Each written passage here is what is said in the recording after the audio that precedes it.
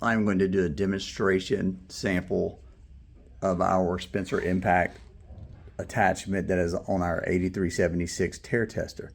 So you can see I have this hooked up here now. It has air, and it actually has a foot switch that operates this clamping mechanism, as you can see. I also have the 6,400 gram pendulum on here. This is the calibration weight that comes along with this pendulum. I have already set this up and done a free swing and a calibration swing with this weight attached. So the unit is ready for testing currently. To do a test, you load your sample